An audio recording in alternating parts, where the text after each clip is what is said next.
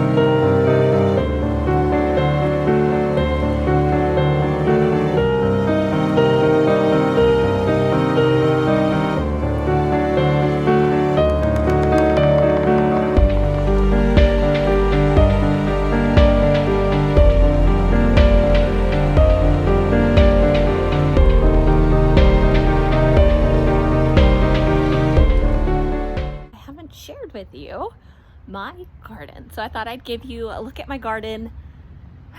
It is a disaster. It is straight up disaster. It's just, you know, it's what happens sometimes. Sometimes. My garden is placed where I have space. And I don't have a huge garden. I have a decent sized garden, not huge.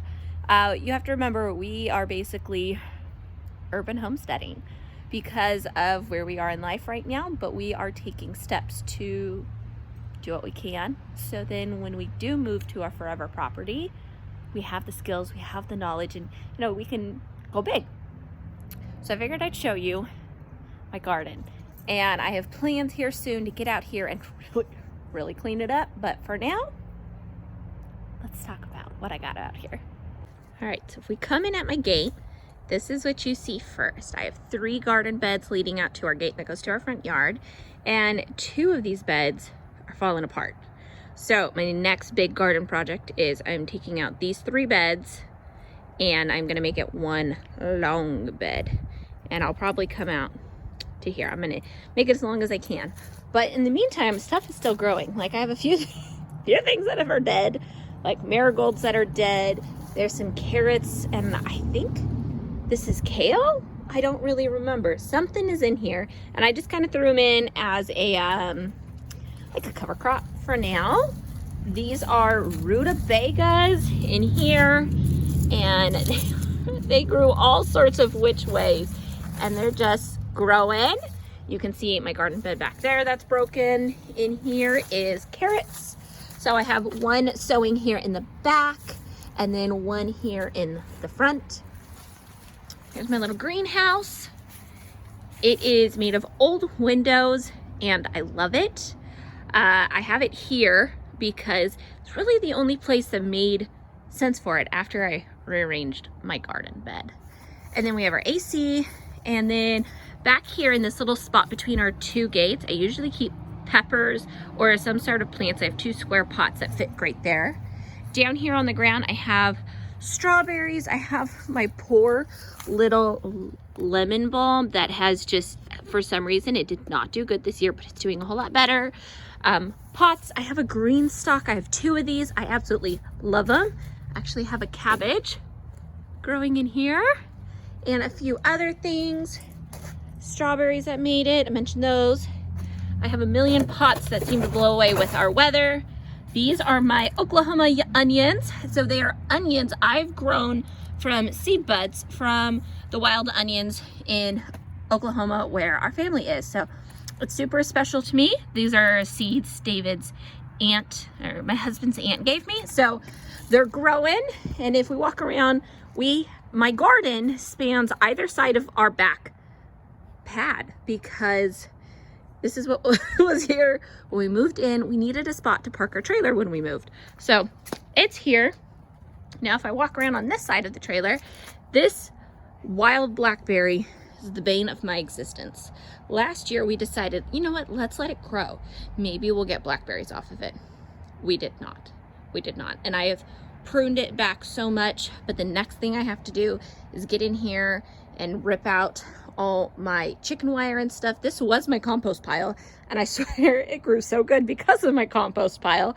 So it's coming out, and then I'm going to extend this in-ground garden space I have. We'll extend this, and then in here I have my turnips growing. I have a ton of turnips growing. I sowed them really close together like a cover crop, and I keep thinning them out, feeding fresh greens then to my chickens. And down here is baby celery. I'm so excited about this. I don't know how long it will actually grow here in Mississippi because we get hot so fast, but you know what? We're gonna have fun and experiment. I have a few beets tucked in here and dead tomatoes. My mint patch, I have 4 different mints back here. And here is all my garlic that sprouted like crazy before we finally froze. And then on this side, I have more in-ground garden space. So I have some cabbages that are growing, broccoli that is growing, and I grew all of this from seed. I just threw it in and it's growing. So it's kind of exciting. I have a few of these like deck rail pots that I love. They're great. I had them full of flowers and peppers and other things. So I have 3 of them. I also have an 8-foot grow bag. It's 8 feet by 2 feet. I've planted some things in them and they just did not do good. And so I have like lettuce struggling because of our weather. You'll notice some of these, they are kind of the green stalk imitations from the Dollar Tree. They're okay. They don't work very good. Here is another green stalk I have. A few things are very, very holding on. I have a kale that's looking sad, but some things just did not grow good that I tried to grow inside with the wrong green lights or grow lights. I have another small grow bag, and then you'll notice I have pots everywhere because I'm trying to just grow what I can in my space. One thing I've noticed is some people feel like they can't grow because they have small garden spaces. And I feel like we need to bring back that's okay. Growing in a few pots in a corner of a patio or a balcony is a lot. You're adding to your food, you're adding to your sustainability, you're closing the loop of food production. It's a special thing once you realize you can grow your own food. Now, I don't have a big garden, but it's big enough. I do have out front in my front yard, I have some garden bed spaces that I throw herbs and other things so I can really turn what, vegetation I have in my decorative vegetation is all edible in our front yard. I try to keep as much as I can edible because we are on a small footprint. We know this isn't our forever home. We know the military will take us somewhere else eventually. So while we can, we are making this a better place. But it's not always going to be this way. So just a little encouragement for somebody else. It's okay if you don't have a big space because not all of us do. We all don't live on big properties, and the majority of people seem to live in, smaller properties. And we have like a half-ish acre, a little less than a half acre, and most of ours is grass because that's what we have to keep it for as of now, to keep going. So it's okay if you do. I mean, you gotta embrace what you have and then appreciate what you have while you have it. Because sometimes you might not, and that's okay too. So, thank you for joining me in my garden, a little walkthrough, and have a good one. Bye, guys.